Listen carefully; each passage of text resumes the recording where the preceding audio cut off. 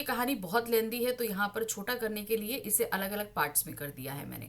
तो छोटे छोटे शॉर्ट्स में ये चीज़ें आपके सामने आएंगी। सबसे पहला जो हमारे पास है वो है लेखक का पिता के साथ अपनी गतिविधियों में भाग लेना।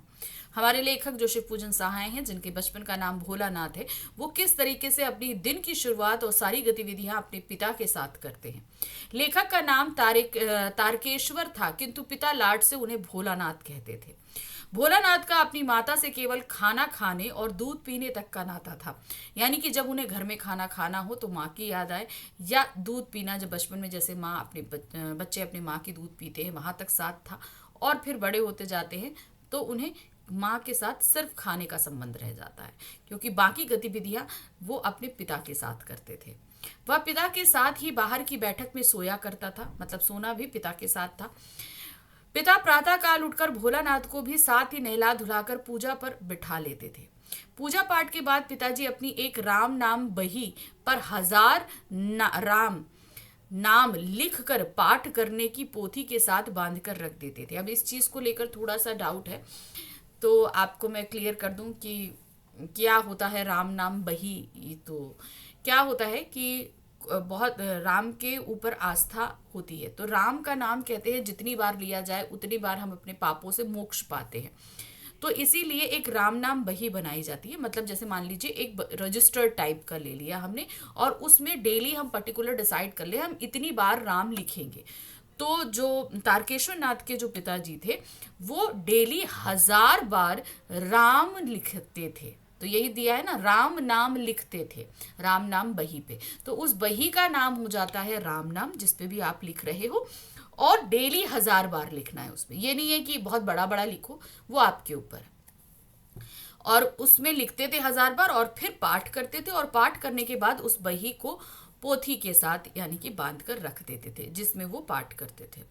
कभी कभी बाबूजी और भोलानाथ के बीच कुश्ती भी होती थी। कुश्ती कैसी होती थी? जैसे बच्चों और पिता के बीच होती है, उस तरीके से। पिताजी पीठ के बल लेट जाते और भोलानाथ उनकी छाती पर चढ़कर उनकी लंबी लंबी मूछें उखाड़ने लगता। तो पिताजी हंसते हंसते उसके हाथों को मूछों से घुमाकर उसे चूम लेते थे। तो जिस तरीके से एक बाप और बेटी के बीच खेल होता है, उस तरीके से भोलानाथ और पिता के बीच खेल हुआ करता था। इसमें एक चीज मैं आपको और बता दूं कि वो राम नाम बही तो लिखते थे, लेकिन इसके अलावा राम नाम की पर्चियां भी बनाते थे। वो पर्चियां आटो की गोली में लपेटते थे, और लपेटने के बाद उसे गोली को ले जाकर मछलियों को खिला देते थे। तो ये थोड़ा सा था, आपको मैंने बता दिया। भोलानाथ के पिताजी अपने हाथ से फूल, एक धातु, एक होता है जो फूल का बर्तन कहा जाता है, अगर आप अपने दादी दादा से पूछेंगे तो पता चलेगा आपको, फूल का बर्तन होता है वो कई धातुओं को मिलाकर बनता है, ठीक है। तो फूल एक तो लिटरली फ्लावर हो गया, लेकिन फूल का बर्तन अलग होता है। कि एक कटोरे में गोरस यानी कि दूध और भात सान कर खिलाते थे।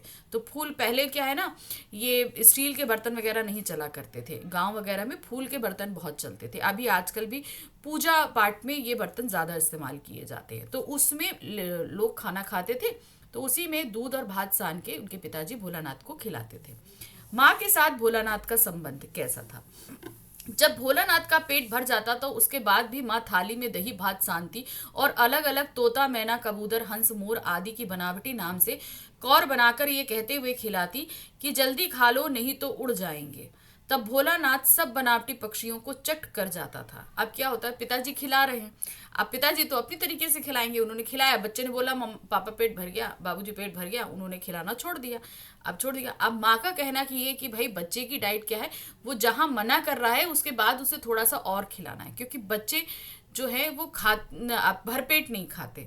तो इसके लिए वो बड़ा एक देहाती सा वर्ड यूज करती थी, खाएगा बड़े बड़े कौर तो तभी पाएगा दुनिया में ठौर। ये बात वो देहाती वर्ड्स में अपने हस्बैंड को कहती हैं, और उनसे जो है वो दूध बाहर लेकर और फिर भोलानाथ को खिलाया करती थी। और जब बच्चा खाने के लिए मना करे तो जैसे बोलते थे ना, भाई ये चिड़िया है खा लो नहीं तो उड़ जाएगी, तो जल्दी से वो खा लिया करते थे। भोलानाथ की माँ उसे अचानक पकड़ लेती और एक चुल्लू कड़वा तेल उसके सिर पर अवश्य डालती तथा उसे सजा धजाकर कृष्ण कन्हैया बना देती। अब क्या हुआ कि जो भोलानाथ है वो छोटे से थे, उनके बाल थोड़े से बड़े थे, तो उसमें क्या करती थी पहले, आजकल तो बहुत तरह तरह के ऑयल्स चलते हैं, लेकिन पहले तो क्या था, सरसों का तेल ही जो है, मतलब जो सरसों का कड़वा तेल होता है, थोड़ा सा झाड़ देता है, उस तेल को सर पे डाल देती और बढ़िया से गुथ के उसकी चोटी लगा देती और उसके ऊपर एक फूल लगा देती। तो जैसे कृष्ण कन्हैया दिखते थे उस तरीके से उनको सजा के घर के बाहर भेजा करती थी। बच्चों की शैतानियां और खेल, तो माँ के साथ संबंध देखा, पिता के साथ संबंध देखा, किस तरीके से उनका खेल होता था। अब आ गए हम भोलानाथ और उनके मित्रों के साथ में, उनकी शैतानियां और खेल किस तरीके के होते थे।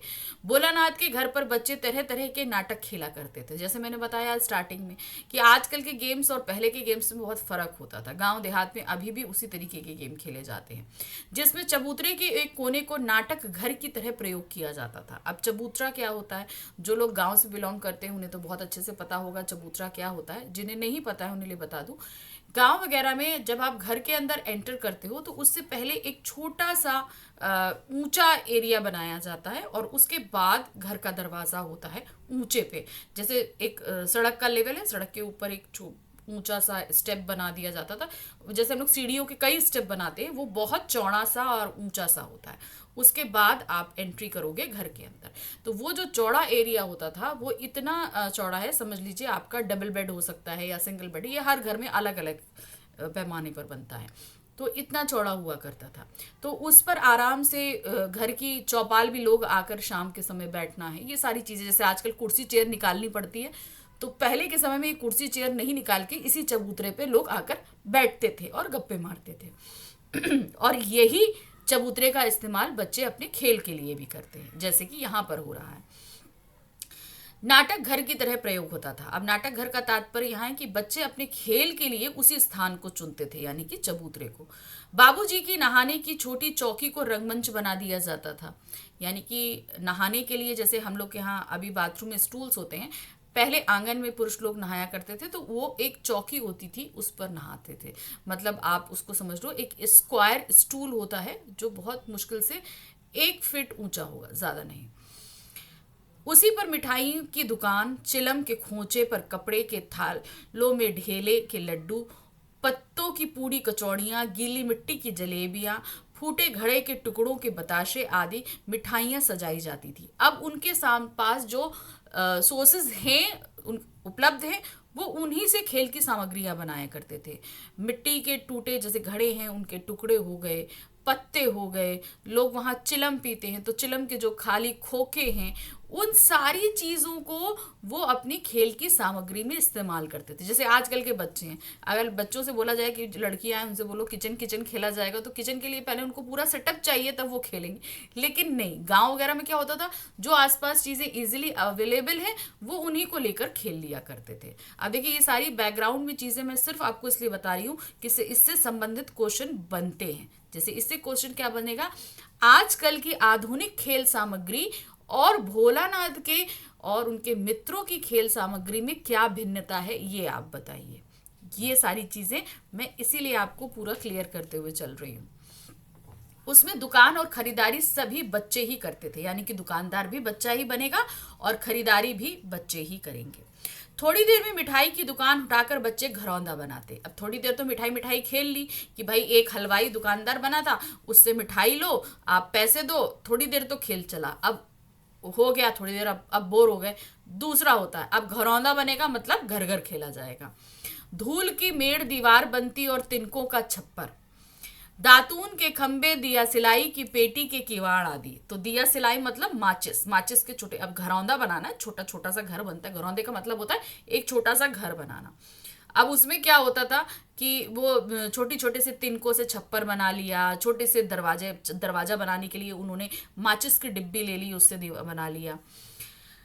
इसी प्रकार के अन्य सामानों से बच्चे ज्योनार अर्थात दावत तैयार करते थे। अब भाई घर बना है तो दावत भी दी जाएगी, तो ज्योनार मतलब किसी को, जैसे अब घर हमारा बनता है तो हम बहुत क्या कहते हैं, लगते हैं गृह प्रवेश करते हैं, तो उस गृह प्रवेश में हम बहुत सारे लोगों को इनवाइट करते हैं, फिर खाना होता है, तो वो ज्योनार कहलाता है, वो जो न्यू घर के लिए ओपनिंग के लिए जो रखा जाता है। तो वो भी विभिन्न तरह की चीज़ों से बनता था। बच्चों के खेल में पिता का भाग लेना। अब जो बच्चे इतने सारे खेल खेलते थे ना, इसमें भोलानाथ के पिताजी भी शामिल हुआ करते थे। तो कैसे होते थे? जब पतंग सभी लोगों की पंक्ति, यानी कि जो पंगत लगती है, पंगत लगती है मतलब लोग सभी खाना खाने बैठे ना, तो एक लाइन में बैठेंगे, तो उसको बोलते ना, एक पंक्ति में आकर बैठ गए तो उसको बोलते थे पंगत में बैठना, बैठ जाती। तब बाबूजी धीरे से आकर जीमने यानी भोजन करने के लिए बैठ जाते। जब सब लोग जो है वो ज्योनार लगता था ना, घर के सबने दावत सज रही है, सबने लाइन लगाकर बैठ गए खाना खाने के लिए, और एंड में आके बाबूजी भी बैठ जाते। और बाबूजी जब बैठते तो साथ में वो भी जीमने लगते, अर्थात वो भी खाना खाने की एक्टिंग करने लगते थे। उनको बैठते देखते ही बच्चे हंसते हुए घरौंदा बिगाड़कर भाग जाते। अब जैसी भाई इतना कोई बड़ा आ गया तो उनको शर्म आ जाती थी, घर सारा बिगाड़ा और जल्दी से भाग जाते थे वहां से। कभी कभी बच्चे बारात का भी जुलूस निकालते थे, मतलब जैसे गांव वगैरह में बारात आती है ना, तो वो लोग देखते हैं तो चलो हम भी बारात बारात खेलते हैं। वही हुआ। बारात के लौट आने पर बाबूजी ज्यों ही दुल्हन का मुख निखारने लगते, त्यों ही बच्चे हंसकर भाग जाते। तो बारात जब आती है वापस तो क्या होती है, दुल्हन को लेकर आती है। तो ये लोग भी दुल्हन को लेकर आने का जब नाटक करते और दुल्हन का घूंघट उठाने का काम करते पिताजी, और जैसे ही वो घूंघट उठाते सब बच्चे जो है वो हंसकर भाग जाते थे। थोड़ी देर बाद फिर लड़कों की मंडली जुट जाती और खेती की जाती। तो इस तरीके से बताया जा रहा है कि तरह तरह के गेम हो रहे थे। बड़ी मेहनत से खेत जोए बोए और पटाए जाते। फसल तैयार होते देर न लगती, क्योंकि जैसे ऐसे 6 महीना 4 महीना फसल तैयार होने में वहां चटपट तैयार हो जाती थी। और बच्चे हाथों हाथ फसल काटकर उसे पैरों से रौंद डालते। अब क्योंकि पैरों से रौंद डालने से फसल में से दाना बाहर आ जाता है। और कसोरे का सूप बनाकर, कसोरा होता है जैसे हम लोग दीपावली में छोटे छोटे दिए बनाते हैं ना, वैसे एक बड़ा सा दिया होता है, उसको कसोरा कहते हैं। उस कसोरे का वो सूप बनाते जिससे अनाज फटकारा जाता था। ओसा कर मिट्टी के दिए से तराजू ऊपर तौल कर राशि ही तैयार कर देते थे। यानी फिर क्या होता था, ओसाया जाता था। ओसाने का मतलब ऐसे करके उसमें से धूल अलग करी जाती, फिर तौला जाता और तैयार हो जाता। इसी बीच बाबूजी आकर पूछ लेते कि इस साल की खेती कैसी रही। अब वो खेती खेती खेल रहे थे तो उनसे भी पूछ लिया गया कि भाई तुम्हारी खेती कैसी रही। तो इस तरीके से बाबूजी खेलों में शामिल होते थे। भोलानाथ, कैसी रही तुम्हारी खेती भोलानाथ? तब बच्चे खेत खलियान छोड़कर हंसते हुए भाग जाते। तब भी क्या होता, वो अपना सारा गेम छोड़कर भाग जाया करते थे। बच्चों द्वारा गुरु मूसन तिवारी को चढ़ाना। अब क्या हुआ, एक बूढ़े जी थे मूसन तिवारी, उनको चढ़ा देते हैं। ठीक है, उसमें क्या होता है, आम की फसल के समय कभी कभी खूब आंधी आती। आंधी समाप्त हो जाने पर बच्चे बाग की ओर दौड़ पड़ते। क्यों? क्योंकि भाई बाग में से जो भी फल है, मान लीजिए आम का है या अमरूद का है, जब भी आंधी आती तो क्या होता ना, आम की जैसे आम की फसल के बाद कभी खूब आंधी आती तो वो आम गिरते थे, तो आंधी की वजह से तो बच्चे लेने के लिए भागते थे और चुन चुनकर धुले आम खाते। एक दिन आंधी आने पर आकाश काले बादलों से ढक गया। मेघ गरजने लगे, बिजली कौंधने लगी, यानी कि आंधी के बाद बहुत तेज बादल आ गए। बरखा बंद होते ही बाग में बहुत से बिच्छू नजर आए, कि मतलब जैसे ही बारिश बंद हुई सब बिच्छू जो है वो निकल निकल कर बाहर आ गए। बच्चे डर कर भाग चले। अब उनको जैसे बाग में इतने सारे बिच्छू दिखे तो वो डर कर भाग लिए। बच्चों में बैजू बड़ा ढीठ था, मतलब कि जो भोलानाथ की पूरी मित्र मंडली थी तो उसमें एक लड़का था बैजू, जो थोड़ा शैतान टाइप का था और लोगों की डांट का असर उसके ऊपर पड़ता नहीं था, इसीलिए उसके लिए ढीठ शब्द इस्तेमाल किया गया है। बीच में मूसन तिवारी मिल गए। जब ये सब लौट रहे थे, वहां से खेत से भाग कर लौट रहे थे, तो रास्ते में उनको मूसन तिवारी मिल जाते हैं। बैजू उन्हें देखकर चिढ़ाते हुए बोलता है। अब वो तो शैतान बच्चा, उसने मूसन तिवारी को चढ़ाते हुए बोला, बुढ़वा बेईमान मांगे करेला का चोखा। तो अब वो क्या कहते हैं, इस तरीके से वो उसको चिढ़ाते हुए बोलते, बार बार बोले, बार बार बोले। शेष बच्चों ने भी बैजू के सुर में सुर मिलाना, यहीं से चिल्लाना शुरू कर दिया। अब बैजू चिल्लाए तो बाकी बच्चे भी उसके साथ चिल्लाना शुरू कर दिए। तिवारी ने पाठशाला जाकर वहीं से बैजू और भोलानाथ को पकड़ लाने के लिए 4 लड़कों को भेज दिया। अब जो मूसन तिवारी थे उन्होंने जाकर पाठशाला में शिकायत कर दी। गुरुजी ने उन दोनों को, बैजू को और भोलानाथ को पकड़ लाने की भेज दी। 4 लड़के कि जाओ इन सबको पकड़ के लेके आओ, कि किसी को ऐसे थोड़ी ना चढ़ाया जाता है, चलो आज पिटाई पड़ेगी। मतलब वहां डांट से काम नहीं पड़ता था, वहां छड़ियां पड़ती थी। बैजू तो 9-2-11 हो गया और भोलानाथ पकड़ा गया, जिसकी गुरुजी ने खूब खबर ली। और बाबूजी ने जब ये हाल सुना तो क्या हुआ कि भाई बैजू तो शैतान था, वो जैसे वो लड़कों को देखा वो भाग गया। अब भोलानाथ मासूम पकड़ के लाए गए विद्यालय। अब वहां पे इनकी खूब खिंचाई हुई, पिटाई भी हुई, डांट भी पड़ी। जब ये सारी बात भोलानाथ के पिताजी को मालूम चली, अब भाई बच्चे को लेकर वो बहुत प्यार करते थे, तो वो भी आप पाठशाला आ गए। तो पाठशाला में आकर भोलानाथ को गोद में उठाकर पुचकारा, चूंकि तब तक तो भोलानाथ रोने लगे थे। बाबूजी ने उन्हें गोद में उठा लिया। वह गुरुजी की खुशामद करके भोलानाथ को अपने साथ घर ले आए। अब गुरुजी से उन्होंने माफी मांगी, खुशामद करी कि मैं अब इसको ले जा रहा हूँ, और उन्होंने परमिशन दे दी और वो ले आए। रास्ते में भोलानाथ को साथी लड़कों का झुंड मिल गया। अब वो उनकी पिताजी की गोद पर चढ़े हुए सिसक रहे थे, रो रहे थे। अब जैसी रास्ते में उनको अपने मित्रों मंडली दिख गई, तो अब क्या हुआ, वो सिसकना भूल कर अपने मित्र मंडली के साथ भाग लेते हैं खेलने के लिए। उन्हें नाचते और गाते देखकर भोलानाथ अपना रोना धोना भूलकर बाबूजी की गोद से उतरकर लड़कों की मंडली में मिलकर उनकी तान सुर अलापने लगा।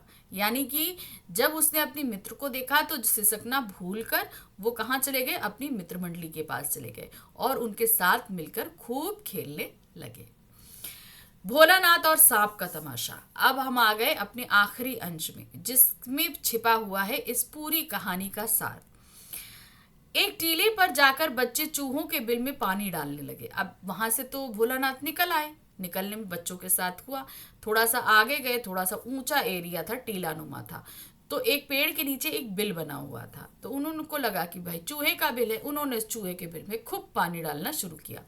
कुछ ही देर में सब थक गए, मतलब सब थक गए कि भाई इतनी देर से पानी डाल रहे हैं मगर कुछ हो ही नहीं रहा है। उन्हें लगा कि भाई पानी डालेंगे तो चूहा निकल आएगा। तब तक बिल में से एक सांप निकल आया। अब उनको अंदाजा नहीं था, भाई सांप खुद तो बिल बनाता नहीं है, वो किसी के बिल में आकर कब्जा करता है, तो रहा होगा चूहों का बिल। फिर उसमें से निकला सांप, जिसे देखकर रोते चिल्लाते सब बेतहाशा भागे। सांप को देखकर सब डर गए, भाई सभी छोटे बच्चे ही थे, सब डर गए, रोते चिल्लाते गिरते पड़ते सब अपने अपने घर की तरफ भागे। भोलानाथ की सारी देह लहूलुहान हो गई। अब जब भाग रहे हैं तो गिर रहे हैं, कपड़े फट रहे हैं, कांटों झाड़ियों में उलझ रहे हैं, लेकिन सीधे घर की तरफ। इससे क्या हुआ, जगह जगह चोट लगी, खरोच लगी, तो जगह जगह से खून भी निकलने लगा। पैरों के तलवे कांटों से छलनी हो गए, क्योंकि नंगे पांव थे। ऐसे तो खेल रहे थे तो चलो क्या होता है कि हम लोग चलते हैं, देख कर चलते हैं, लेकिन भागते समय ये थोड़ी ना कोई देख रहा है कि किस पे पैर पड़ रहा है। तो पैरों पे भी खूब कांटे लगे थे। वह दौड़ा हुआ आया और घर में घुस गया। दौड़ते दौड़ते बेतहाशा सीधे घर में घुस गया। उस समय बाबूजी बैठक के ओसारे में हुक्का गुड़गुड़ा रहे थे। कहाँ हुआ, यानी कि बैठक के ओसारे का तात्पर्य होता है कि ड्राइंग रूम के अगले हिस्से में बैठे हुए वो क्या कर रहे थे, हुक्का पी रहे थे। पिताजी, भाई वो जैसे घुसा तब तो पिताजी सामने बैठक में ही दिखे और वहां हुक्का पी रहे थे। उन्होंने भोलानाथ को बहुत पुकारा, पर भोलानाथ उनकी आवाज अनसुनी करके माँ के पास जाकर उनके आंचल में छिप गया। अब उसकी ये कंडीशन इतनी बेतहाशा दौड़ रहा था, लहूलुहान था, तो जब उन्होंने ऐसा देखा तो वो तो दौड़ रहा था और वो उसको पीछे से बुला रहे थे, भोलानाथ भोलानाथ। वो सुन ही नहीं रहा, वो सीधा जो है ड्राइंग रूम क्रॉस करते हुए माँ के पास किचन तक पहुंचा और जाके सीधे उनकी गोद से चिपट गया जाके। भोलानाथ को डर से कांपते देखकर माँ जोर से रोने लगी। बच्चे का ये हाल देखकर माँ भी डर गई। एक तो बच्चा इतना लहूलुहान और ऊपर से इतना रो रहा है, एक तो चोट लगी ऊपर से डरा हुआ, तो माँ भी डर जाती है और रोने लगती है और सब काम छोड़ बैठती है, सारे काम छोड़ देती है। झटपट हल्दी पीसकर भोलानाथ के घावों में थोपती है, यानी कि उस हल्दी सबसे अच्छी एंटीबायोटिक होती है, हम सभी को पता है। तो जल्दी से वो क्या करती हैं, हल्दी पीसती हैं और उसको घोल बना के उनके सारे घावों में भोलानाथ के लगाती है। भोलानाथ के मुंह से डर के कारण सांप तक नहीं निकल पा रहा था। मतलब भोलानाथ इतने बुरी तरीके से डरे हुए थे कि सब पूछ रहे हैं क्या हुआ क्या हुआ, कोई जवाब नहीं दे पा रहे। मतलब सांप तक उनके मुंह से निकल नहीं पा रहा था। चिंता के बारे माँ का बुरा हाल था। इसी बीच बाबूजी ने आकर भोलानाथ को माँ की गोद से लेना चाहा, किंतु भोलानाथ ने माँ के आंचल को नहीं छोड़ा। अब बाबूजी सोचे कि भाई हमसे भी लगाव रखता है, अगर हम मेरे पास आएगा तो थोड़ा इतना डर कम हो जाएगा।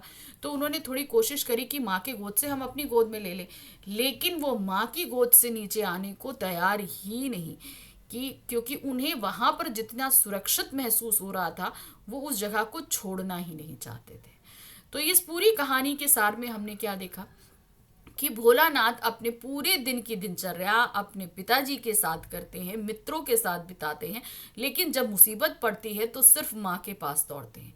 तो मतलब माँ के साए में जो हमें प्यार मिलता है, जो सुरक्षा का एहसास मिलता है, वो दुनिया के किसी कोने में नहीं मिलता।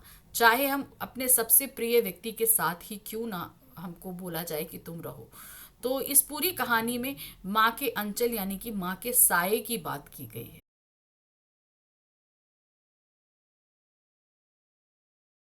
की यात्रा का इन्होंने इस पूरे पाठ में वर्णन किया है। चलिए पाठ शुरू करते हैं। सबसे पहले गंगटोक यानी गैंगटॉक की रात्रि। लेखिका को गंगटोक यानी गैंगटॉक शहर सुबह शाम और रात हर समय बहुत अच्छा लगा। जब वो वहां पहुंची तो उन्हें बहुत सुंदर लगा।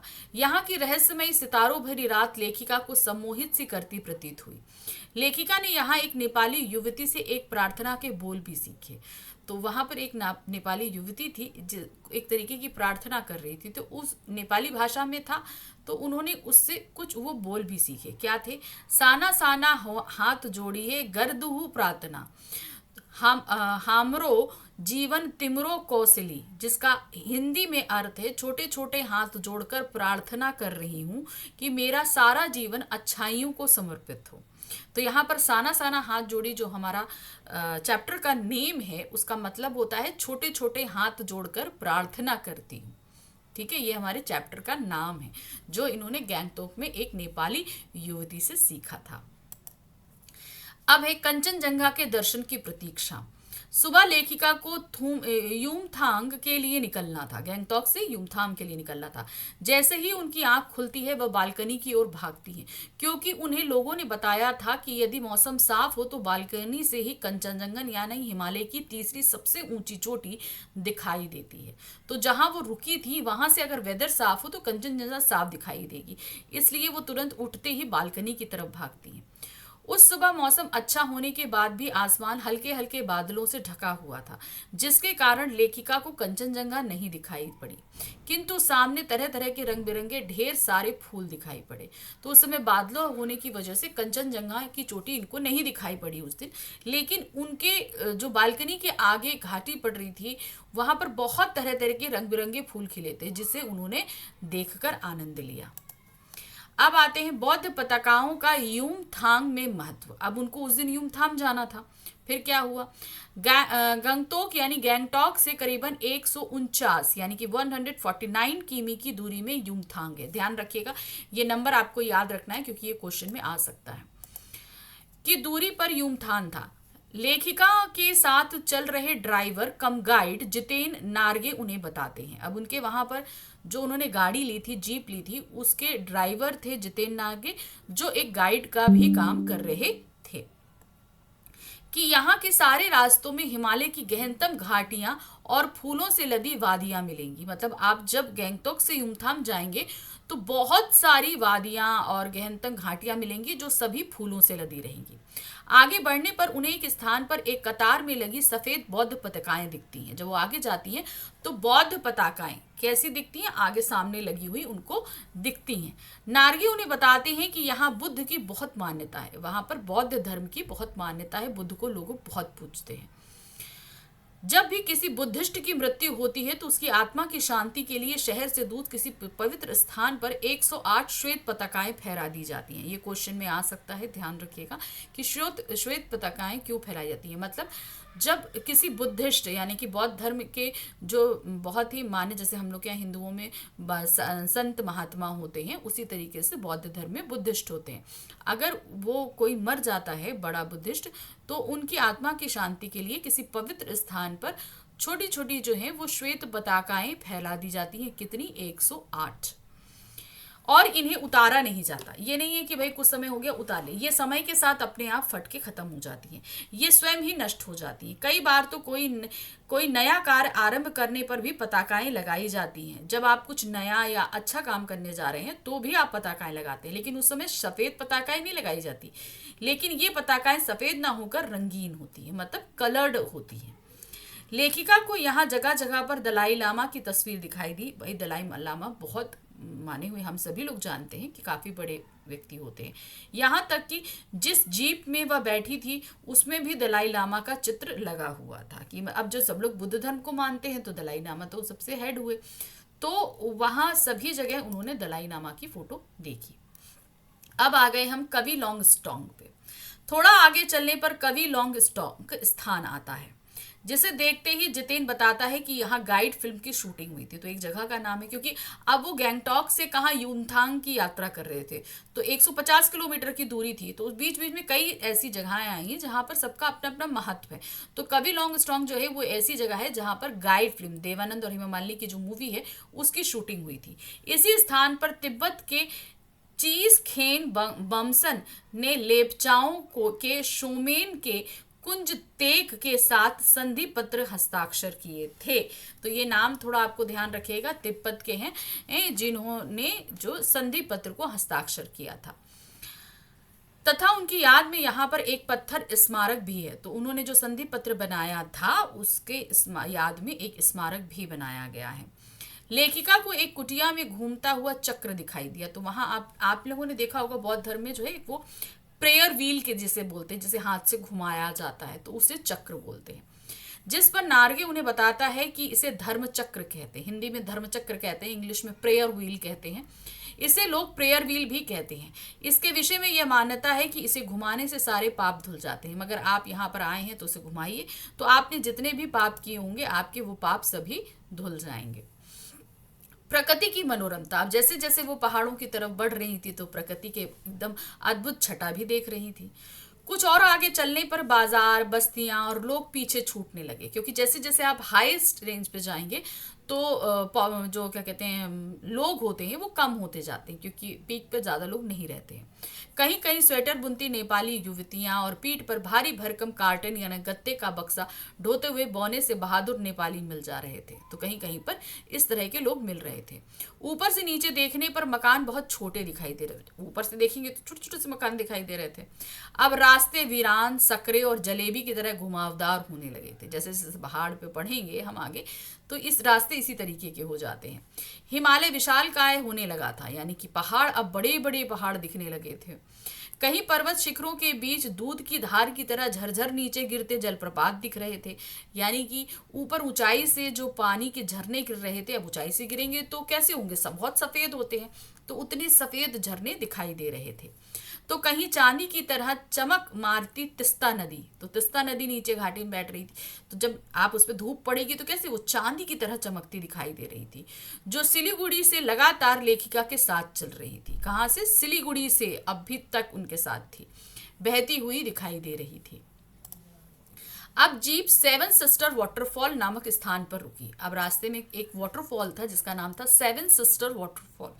यहाँ एक विशाल और सुंदर झरना दिखाई दे रहा था। सैलानियों ने कैमरों से उस स्थान के चित्र लेने शुरू कर दिए। लेखिका यहाँ प्राकृतिक सौंदर्य में इतना खो गई कि उनका दिल वहां से जाने को नहीं किया। वो जगह इतनी पीसफुल थी, इतनी सुंदर थी कि अब हमारी लेखिका वहां से हटना नहीं चाहती थी। सॉरी। प्रकृति और पर्यावरण, अब यहाँ क्या बताया गया है? आगे चलने पर लेखिका को हिमालय की रंग बिरंगी चोटियां नए नए रूपों में दिखाई देती हैं, जो अचानक बादलों के छा जाने पर ढक जाती हैं। धीरे धीरे धुंध की चादर के छट जाने पर उन्हें दो विपरीत दिशाओं से आते छाया पहाड़ दिखाई देते हैं। छाया पहाड़ का मतलब क्या है कि बड़े बड़े पहाड़ हैं जो पूरी तरीके से काले से हैं, जो अब अपने श्रेष्ठतम रूप में उनके सामने थे, यानी कि जो विशालकाय रूप था अब उसमें बिल्कुल सामने खड़े थे। इस स्थान को देखकर लेखिका को ऐसा लगता है मानो स्वर्ग यहीं पर है। इतना सुंदर था कि उनको स्वर्ग का एहसास देने लगा था। वहां पर लिखा था थिंक ग्रीन, जो प्रकृति और पर्यावरण के प्रति सजग होने की बात कह रहा था। तो वहाँ हर जगह जैसे होर्डिंग्स लगे होते हैं, आप पहाड़ों पर जाएंगे तो बहुत तरह के होर्डिंग्स आपको मिलेंगे, तो उसी तरीके के वहाँ पर एक होर्डिंग लगा था थिंक ग्रीन, यानी कि आपको हरियाली बनाकर रखनी है। लेखिका यहाँ के प्राकृतिक सौंदर्य से इतना प्रभावित होती हैं कि जीप के कुछ देर वहां रुकने पर वह थोड़ी दूर तक पैदल ही वहां के सौंदर्य को निहारने लगती हैं, मतलब पैदल चलने लगती हैं। उनकी यह मुग्धता पहाड़ी औरतों द्वारा पत्थर को तोड़ने की आवाज से टूटती है। तो वो जो सुंदरता का वो इतना मजा ले रही थी, पूरी सुंदरता में वो डूबी हुई थी, वो सुंदरता का सपना एकदम अचानक टूट जाता है। क्यों टूटता है? क्योंकि उन्हें दूर से पत्थर तोड़ती हुई औरतों की आवाज आने लगी थी। क्या था?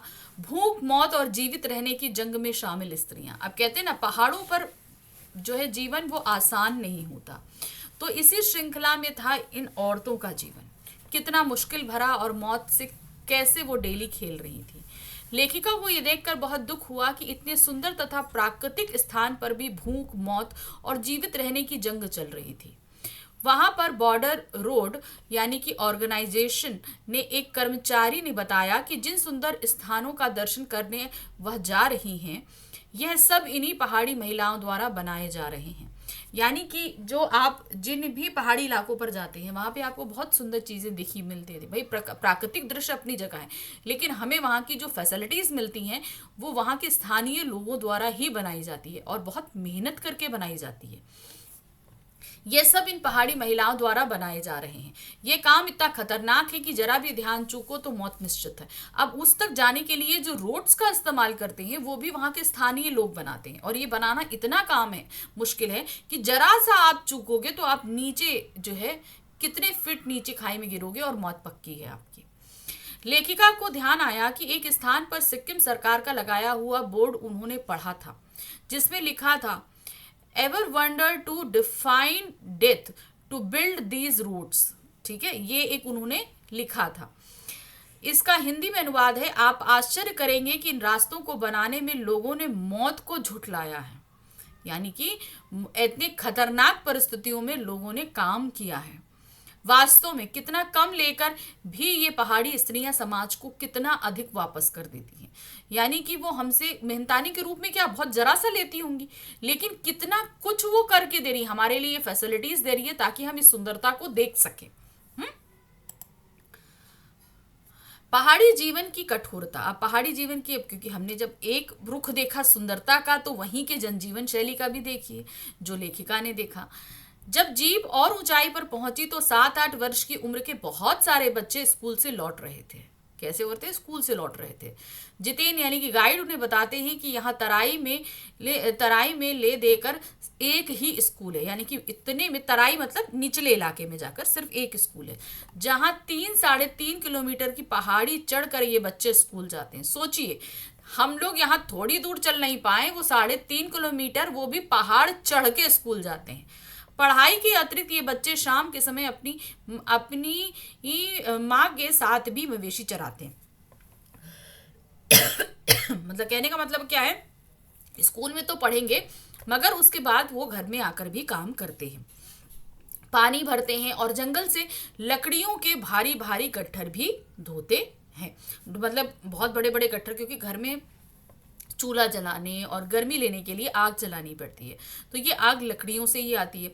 तो जो आप छोड़ी ना कि आप जिस इलाके में रह रहे वहीं भाई आगे पीछे नीचे उतरना पड़ेगा या ऊपर जाना पड़ेगा, तो लकड़ियाँ काटनी पड़ती हैं, इसके लिए ईंधन का काम करती हैं। तो ये गट्ठर भी, जो लकड़ियों के गट्ठर उनकी माँ काट के तैयार करती हैं, बच्चे उन गट्ठरों को ढोने का काम करते हैं, यानी कि वहाँ से अपने घर तक लाने का काम भी करते हैं। लायुंग के प्राकृतिक दृश्य। अब आगे वो बढ़ी कहाँ? लायुंग। युमथांग पहुंचने के लिए लायुंग में जिस मकान में लेखिका व उनके सहयात्री ठहरे, वह तिस्ता नदी के किनारे लकड़ी का एक छोटा सा घर था। वहां का वातावरण देख उन्हें लगा कि प्रकृति ने मनुष्य को सुख, शांति, पेड़ पौधे, पशु सभी कुछ दिए हैं, किंतु हमारी पीढ़ी ने प्रकृति की इस लय, ताल और गति से खिलवाड़ करके अक्षम्य यानी कि क्षमा के योग्य ना होने वाला अपराध किया है। मतलब प्रकृति ने हमें सब कुछ दिया, लेकिन हमने उसके साथ खेल किया है, और जो हमने काम किया है वो क्षमा के योग्य नहीं है।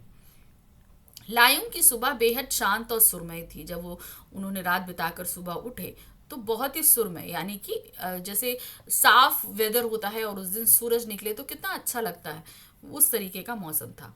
वहाँ के अधिकतर लोगों की जीविका का साधन पहाड़ी आलू, धान की खेती और दारू का व्यापार है। तो यहाँ के लोग इन सारी चीज़ों से को बेच कर करके अपना काम, अपनी जीविका चलाते हैं। लेकिन सुबह अकेले ही पहाड़ों की बर्फ देखने निकल जाती हैं। अब लेखिका क्या होती है, सुबह सुबह अकेले निकल जाती हैं, परंतु वहीं जरा भी बर्फ नहीं मिली। उन्होंने सोचा कि शायद लायुंग में उनको बर्फ मिलेगी, लेकिन उन्हें कहीं पर भी बर्फ नहीं मिली। लायुंग में एक सिक्किमी नवयुवक ने उन्हें बताया कि प्रदूषण के चलते यहाँ बर्फबारी यानी कि स्नोफॉल लगातार कम होती जा रही है।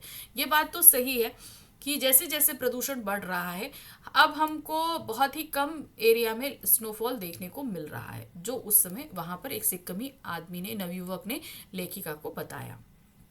भारत का स्विट्जरलैंड पहुंच गई हमारी लेखिका। बर्फबारी देखने के लिए लेखिका अपने सहयात्रियों के संग लायुंग से 500 फीट की ऊंचाई पर स्थित कटाव नामक स्थान पर जाती हैं। इसे भारत का स्विट्जरलैंड कहा जाता है। कटाव जाने का मार्ग बहुत दुर्गम था। सभी सैलानी की सांसें रुकी जा रही थी। रास्ते धुंध और फिसलन से भरे थे, जिनमें बड़े बड़े शब्दों में चेतावनियां लिखी थी। If you are married, divorce speed. दुर्घटना से देर भली, सावधानी से मौत टली। तो भाई उनको जब लियांग में बर्फ नहीं मिलती तो वो आगे बढ़ते हैं, लायुंग में बर्फ नहीं मिलती तो आगे बढ़ते हैं कि वहाँ कटाव में बर्फ मिलेगी, जो लायुंग से 500 किलोमीटर आगे था। अब वहाँ के रास्ते बहुत दुर्गम थे, धुंध थी, सकरे रास्ते थे और हर जगह सावधानियां लिखी हुई थी सरकार द्वारा। कटाव की सुंदरता क्या थी भाई? कटाव पहुंचने के रास्ते में दूर से ही बर्फ के ढके पहाड़ दिखाई देने लगे। अब सभी बर्फ ही देखना चाहते थे, तो अब दूर से बर्फ के पहाड़ देखकर सब एक्साइटेड हो रहे थे। पहाड़ ऐसे लग रहे थे जैसे किसी ने उन पर पाउडर छिड़क दिया या साबुन के झाग चारों ओर फैला दिए। सभी यहाँ बर्फ पर कूदने लगे। जैसे ही उन लोगों को बर्फ दिखा, सभी उतरे और बर्फ खेलने लगे। लेखिका को लगा शायद ऐसी ही विभोर कर देने वाली दिव्यता के बीच सारे ऋषि मुनियों ने वेदों की रचना की होगी। मतलब उन्होंने इतनी सुंदरता देखने के बाद कहा कि शायद इसी सुंदरता में जो हमारे ऋषि मुनि हैं, उन्होंने इन वेदों की रचना करी जिन्हें हम आज पढ़ते हैं, और जीवन के गहन सत्यों को भी खोजा होगा। तो जो सत्य है, जो चीजें हैं, उनकी खोज भी उन्होंने इसी सुख शांति में रहकर करी होगी। लेखिका की मित्र मणि एकाएक दार्शनिकों की तरह कहने लगी। अब क्या उनके साथ उनकी मित्र भी सफर कर रही थी मणि, तो वो क्या कहने लगी? ये हिम शिखर जल स्तंभ हैं पूरे एशिया के, देखो प्रकृति भी किस नायाब ढंग से इंतजाम करती है। सर्दियों में बर्फ के रूप में जल संग्रह कर लेती है और गर्मियों में पानी के लिए वह त्राही त्राही मचा देती है। तो ये ही बर्फ शिलाएं पिघल पिघल कर जलधारा बन हमारे सूखे कंठों की तरावट पहुंचाती हैं। कितनी अद्भुत व्यवस्था है जल संचय की। तो यहाँ पर उन बर्फ को देखने के बाद हमारी जो लेखिका हैं, उनकी मित्र बोलती हैं कि प्रकृति ने जल संचय यानी कि जल को एकत्र करने का कितना नायाब तरीका ढूंढा है कि सर्दी भर वो बर्फ के रूप में इन पहाड़ों में जमा हो जाता है पानी, और जब गर्मियां आती हैं तो बूंद बूंद करके यही पिघलकर नदियों के तौर पर हमारे घरों तक वो पानी पहुंचाती है। तो प्रकृति ने जल संचय का खूब इंतजाम कर रखा है। अब सैनिकों की वीरता के किस्से। रास्ते में एक सैनिक भी मिला था, तो उसी कितने दुर्गम इलाके होते हैं उनमें सैनिक तैनात रहते हैं, उसके बारे में उन्होंने बताया है। वहां से आगे बढ़ने पर उन्हें मार्ग में इक्की दुक्की फौजी छावनियां दिखाई देने लगी। अब जब वहां से वो आगे बढ़ी, कटाव से जब आगे बढ़ी, तो उनको क्या हुआ, छावनियां दिखाई देने लगी। वहां से थोड़ी ही दूरी पर चीन की सीमा थी। किससे थोड़ी दूरी पर चीन की सीमा। जब लेखिका ने एक फौजी से पूछा कि इतनी कड़कड़ाटी ठंड, उस समय तापमान 15 डिग्री सेल्सियस था, में आप लोगों को बहुत तकलीफ होती होगी। एक सैनिक से पूछा कि भाई इतनी ठंड में आप लोग यहाँ ऊपर रहते हो तो आपको बहुत तकलीफ होती होगी। तो उसने उत्तर दिया, उस सैनिक ने उत्तर दिया, आप चैन की नींद सो सके इसलिए तो हम यहाँ पहरा दे रहे हैं। बहुत बड़ी बात कही। वाकई आज हम अपने घरों में अगर इत्मीनान से हैं तो बहुत ये शुक्रगुजार होना चाहिए उन सैनिकों का जो हमारे बॉर्डर्स पे विपरीत परिस्थितियों में जो है तैनात रहते हैं और उसकी रक्षा करते हैं। थोड़ी दूर पर एक फौजी छावनी पर लिखा था, we give our today for your tomorrow. हम आज अपना देते हैं आपके कल के लिए। लेखिका को भारतीय सैनिकों पर बहुत गर्व होता है। लेखिका क्या, हम सभी को होता है।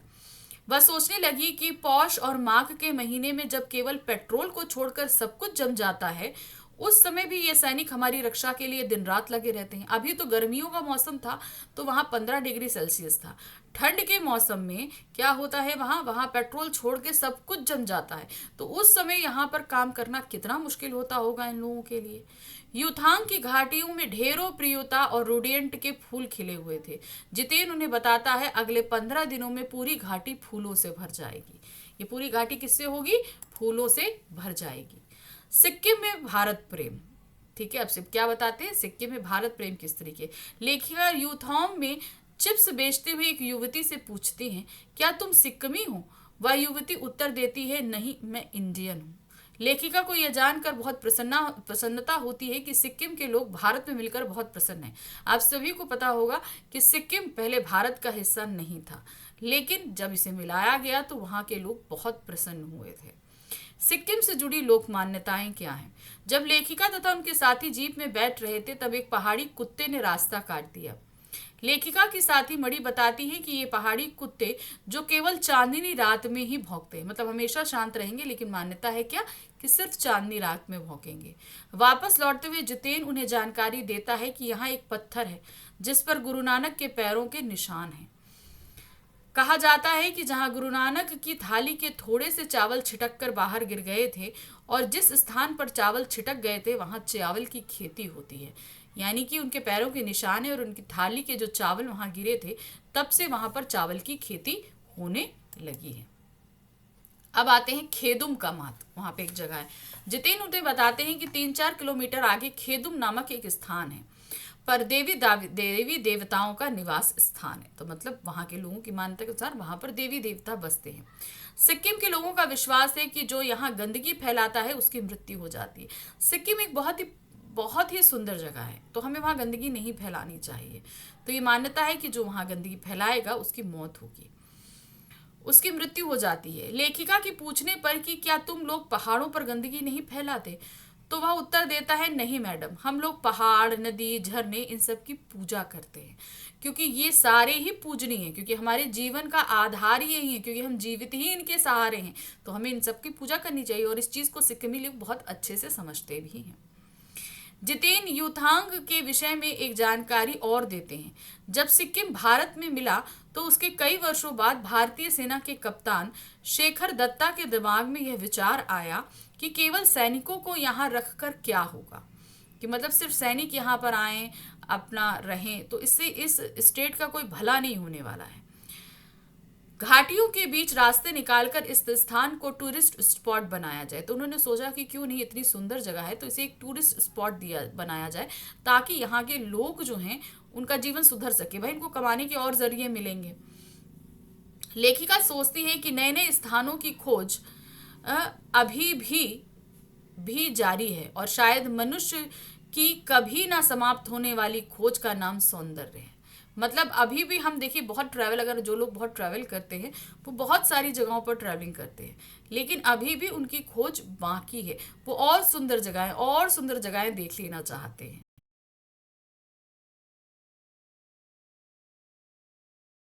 देखते हैं क्या है पाठ का सार।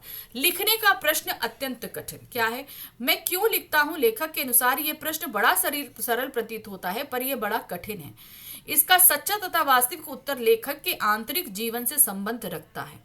उन सबको संक्षेप में कुछ वाक्यों में बांध देना आसान नहीं है। कहने का तात्पर्य कि जब लेखक ने यह प्रश्न किया अपने आप से कि आखिर मैं क्यों लिखता हूं, तो सुनने में तो ये प्रश्न बड़ा आसान लिखा, लेकिन इसका उत्तर उतना ही मुश्किल है।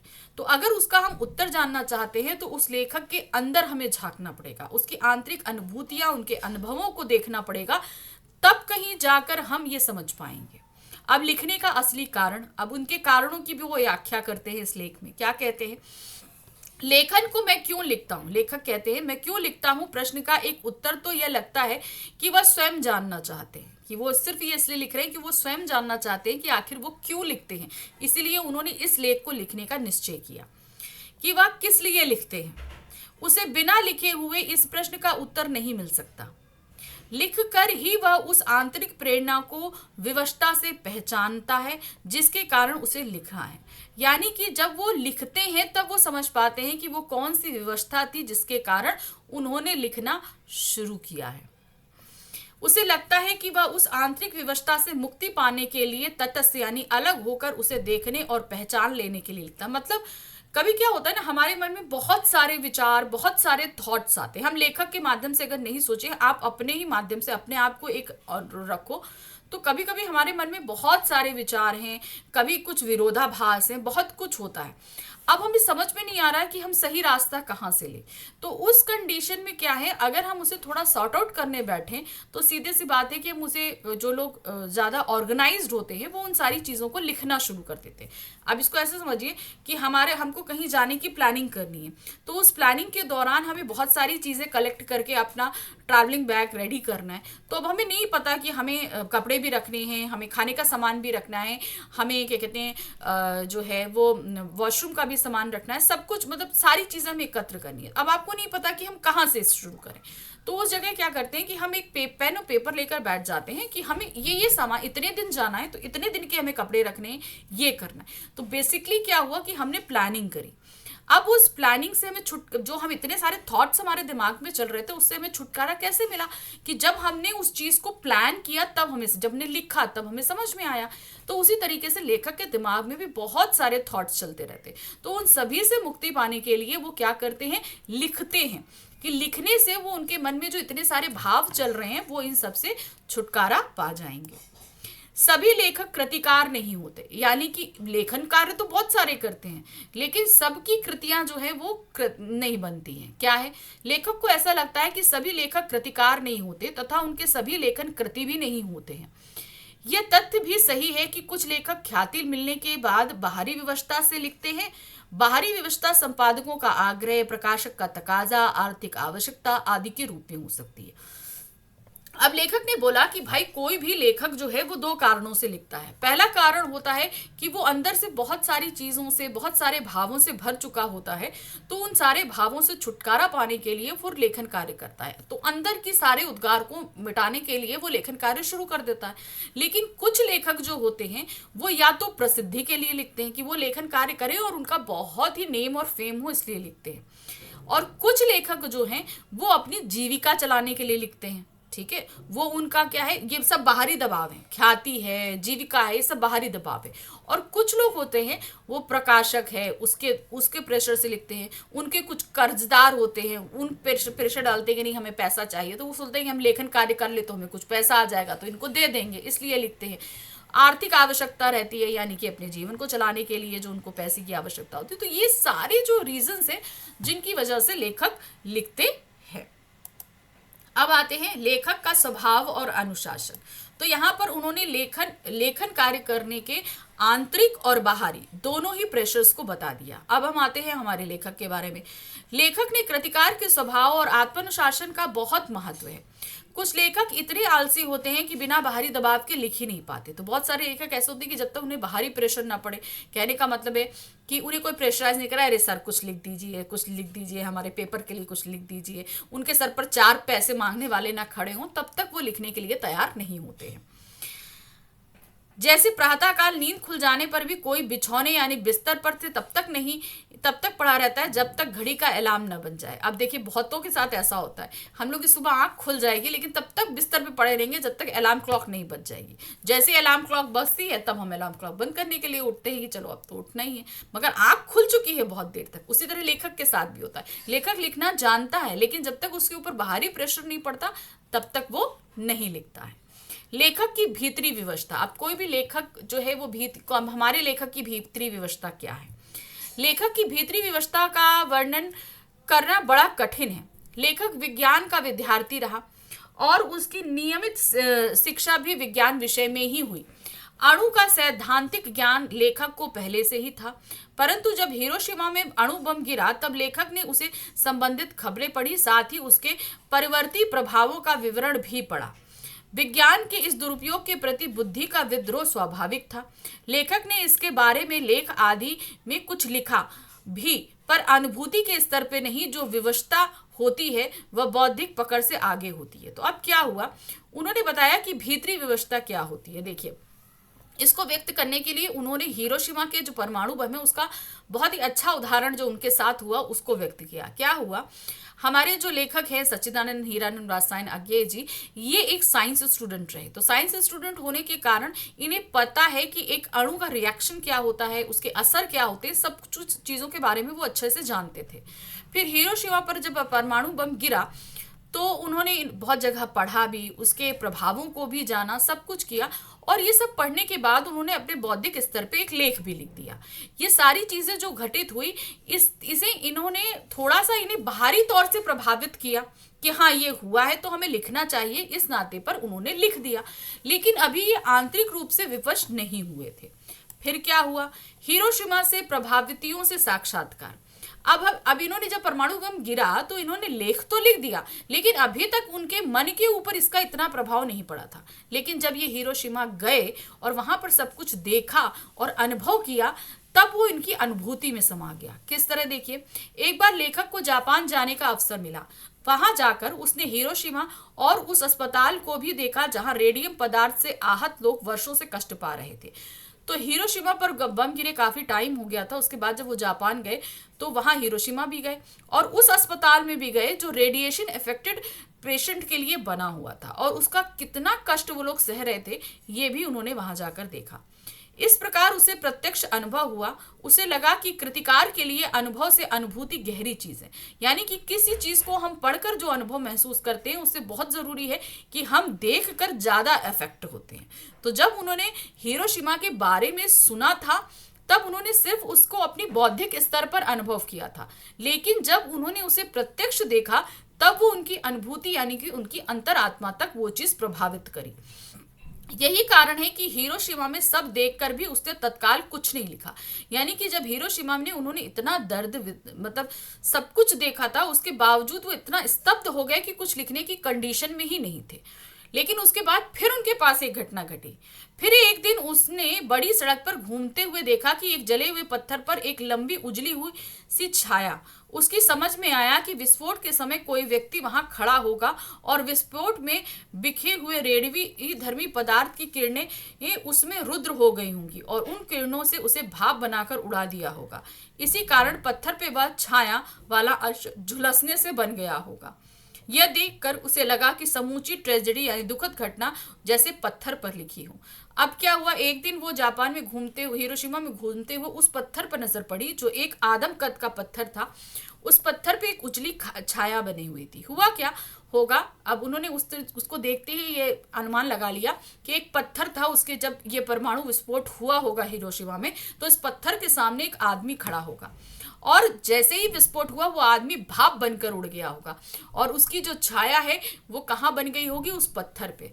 तो वो दर्द विदारक घटना उनके दिमाग में बैठ गई। सोचो वो कितना बड़ा विस्फोट रहा होगा, ये उन्होंने अंदर तक अनुभव किया। लेखक का आश्चर्य, अब ये सब देखकर हमारे लेखक आश्चर्य में पड़ गए थे। उस छाया को देखकर लेखक को जैसे एक थप्पड़ सा लगा। मतलब कितना हम लोग सिर्फ सोच सकते हैं, और सोचो जहां पर लोगों ने झेला होगा कितना ज्यादा कष्टदायक होगा। उसी क्षण अणु विस्फोट जैसी उनकी अनुभूति में आ गया। जैसे लगता है कि वो जो परमाणु विस्फोट था वो उन्होंने अंदर तक महसूस कर लिया और वह स्वयं हिरोशिमा के विस्फोट का भोक्ता बन गया। यानी कि उनको ये महसूस होने लगा कि जब विस्फोट हुआ था तो वो उसी समय थे। मतलब वो सारा दर्द वो अंदर तक महसूस कर पा रहे थे और वह स्वयं हिरोशिमा के विस्फोट का भोक्ता बन गया। अचानक एक दिन उसे भारत आकर हिरोशिमा पर एक कविता लिखी। यह कविता अच्छी है या बुरी इससे लेखक को मतलब नहीं, उसके लिए तो यह अनुभूति जन्य सत्य है जिससे वह यह जान पाया कि कोई रचनाकार रचना क्यों लिखता है। तो मतलब ये हिरोशिमा में जब तक थे तब तक ये वहां पर रचना नहीं कर पाए। जब भारत लौट कर आए तो रेलगाड़ी में बैठे हुए थे, तभी उन्होंने उस रचना की वो एक क्या कहते परमाणु विस्फोट पर उन्होंने एक रचना कर डाली। तो उन्हें ये उनसे मतलब नहीं कि ये कविता अच्छी बनी या बुरी बनी, लोगों में प्रचलित होगी, प्रसिद्ध होगी या फ्लॉप होगी, उन्हें इस चीज़ से कोई मतलब नहीं। लेकिन हाँ, उन्होंने अपनी अनुभूतियों को पेपर पर निकाल कर रखा और उन्होंने ये महसूस किया कि किस तरीके से एक रचनाकार लिखता है। तो उन्होंने अपनी रचना करने का कारण भी समझ लिया और जान लिया।